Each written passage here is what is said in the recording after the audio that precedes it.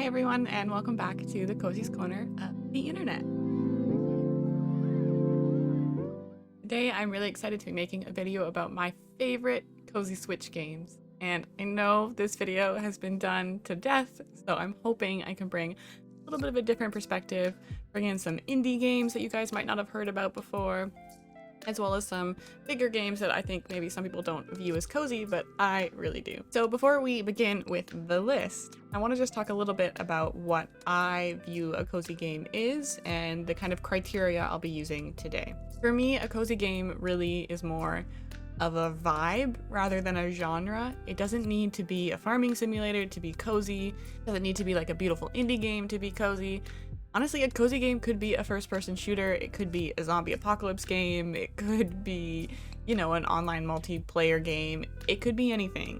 As long as it's something that you can feel cozy playing, that you can chill out, sit on the couch with, that you don't have to, get stressed out about, then I think, to be honest, it's a cozy game. So I also wanted to include games here that I have spent the longest amount of time on, because that probably meant that I spent time on the couch playing it on handheld.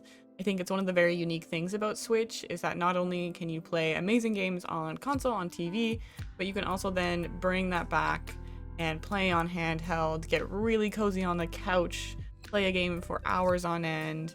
It reminds me a lot of my days playing the 3DS or the Game Boy on a road trip across Canada, that kind of vibe is what we're going for today. So definitely the games that I've spent 100 plus hours on are the ones I've included on this list. But mostly I've included games that I continue to come back to over and over again, that I feel comfortable in and that I feel brings me a nice vibe. So I continue to come and pick them up again. So a lot of these games are ones that I haven't just played once, but I've played twice, 3 times, or I continue to play today. So I hope you'll get some value out of this video. So without further ado, why don't we jump into the games? Okay, so my very first game on this list is one you've definitely heard before, and you've definitely heard on one of these lists before, but it's Stardew Valley. Stardew Valley is a game that I think, honestly, is probably one of the best cozy games ever created. It is so immersive, it has everything you need out of a farming simulator, and honestly I just think they've done an incredible job with this game. One of the things I hear a lot is that people have gotten Stardew Valley, tried to play it, and then just couldn't continue. They just struggled with it, and completely understand that. I was like that also. I got the game, I think, when it was released, way back when, and it probably took me 2-ish years before I actually got really into it. When I first played it, I was just really overwhelmed. There was so much space and things to explore. There were so many people to talk to, and to be honest, a lot of the characters were kind of mean. There's just so much to do, and added things like mining and stuff I just wasn't familiar with and I didn't really know how to do. And that's coming from someone who grew up obsessed with Harvest Moon, which is the game that Stardew Valley is based on. Love farming simulators, but I wasn't also very comfortable with the pixel art thing. I'd only really played Pokemon in that style, so I picked it up for a bit and then put it down for 2 whole years. So if you're one of those people, I completely understand you, but I really encourage you to try and pick it up again.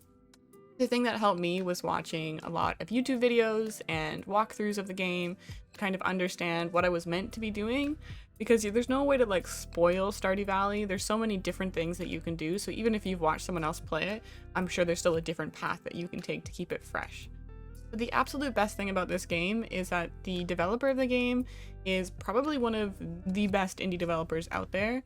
He's absolutely incredible. He's made such an important game, I think, to the cozy gaming space, but also he has continued to update the game throughout. I think about a year ago he released the Ginger Island update, which gave us a whole new area to explore, new characters, new gameplay. Incredible.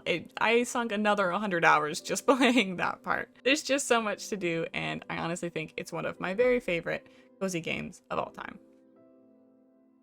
So the next game I want to talk about is another indie developed game. It's called Spiritfarer. Spiritfarer is a story-driven with platforming gameplay in which you help spirits come to terms with the afterlife. It's a beautiful game, amazing art style, with some of the most emotional dialogue I have ever experienced in a game. I will not lie, I definitely cried many times. One of the things I really like about this game is it's both really immersive when you play it on console. I first actually played it on Xbox Game Pass because I wasn't sure if I wanted to buy it, and so I wanted to try it out first. And then I played it on Switch after, when they updated to add new characters, because I wanted the handheld version of the game. It looks gorgeous on handheld, it feels just as immersive, but then you can play it in bed while you watch TV or do something else. It's a really chill game. You don't have to be putting all of your attention on it, which I think makes it really, really cozy. Also, the characters are just amazing. The dialogue and their storylines keep you like riveted through the entire thing.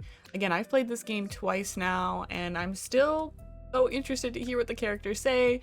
I just want that little hug animation. Gwen's hug looks just so cozy, and it'll just make your heart warm, I promise. On top of that, I really like how this game has really challenging gameplay. Actually, some of the platforming, especially near the end of the game, is quite difficult, and I think it keeps the game kind of helps you progress through it. You actually have to learn how to do the platforming better as you go. It's not being easy on you by any means, and it's just a really enjoyable game, and I felt kind of accomplished when I finished it.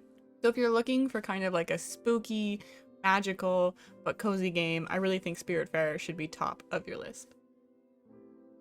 Okay, so the third game on the list is Breath of the Wild. If you know me, you know I'm a huge Zelda nerd. If you look at my Instagram, like 90% of the content is from Zelda games, but Breath of the Wild, I think, really changed the game. It brought a whole new take on what a Zelda game can be in a really, really interesting way. If you're not familiar with Zelda, generally Zelda games are quite linear. They're like dungeons and story-driven games. But with Breath of the Wild, this series just completely changed. Breath of the Wild is an open world adventure game that you can pretty much take any path you want through the world and through the story. It's just a really creative and different game, not only to the series, but I think has honestly changed open world games forever. So one of the things I think that makes this game quite cozy, despite being more of an adventure game, is the fact, like I said, that you can kind of take whatever path you want. You don't actually have to fight the monsters. Guys, this is what makes it extra cozy for me. When I want to like play a really chill game, I'll pop into Breath of the Wild, I'll avoid all the enemies, I'll go do some shrines, which are like really engaging puzzles, I'll go just wander around, do some side quests, enjoy the scenery, maybe float around at the beach. Honestly, the game can be so cozy if you want it to be. I absolutely cannot wait for Breath of the Wild 2. I'm sure it's going to be amazing and add even more gameplay to the series. So if you're looking for something a bit more challenging, something a bit more exploratory, definitely check out Breath of the Wild for Nintendo Switch. Okay, so the next game on the list, I think, honestly, is one of the ones that I think is underrated in the cozy gaming space. Like, I just never hear about it, but it's Story of Seasons: Pioneers of Olive Town. This game was created by the original creators of Harvest Moon, and it honestly brings back a lot of that nostalgia I have for the Harvest Moon on GameCube. It's got all the charm and the graphic style of those original games with a lot of added gameplay elements inspired by Stardew Valley. The game is a long time coming, to be honest. We haven't had a strong addition to the series in a very, very long time. Although I do like the Story of Seasons games on 3DS, I think this Switch game has just brought back everything I needed from those original Harvest Moon games. The gameplay is like any farming simulator. You're in charge of a farm, you're growing crops, you're taking care of animals, and you're romancing characters in the village, making friends, building things, etc. One of the added gameplay elements that they've chosen to add for this part of the series is the mining capabilities, kind of similar to what you'd see in Stardew Valley with a bit of a twist, but I really enjoy it. I spent hours going through the mines, finding new items, fighting enemies. There's just so much to do in this world. It's so pretty, and it just, again, it feels really nostalgic for me, and if you've never played a Harvest Moon game, I think this is a really good place to start, because it really does feel like those old ones that Stardew Valley was based on. Okay, the very last game on the list, and an unusual one compared to the other games, is Coffee Talk. Another indie game. This game is very unusual and honestly is probably the first of its kind that I've played, but it is completely narrative driven.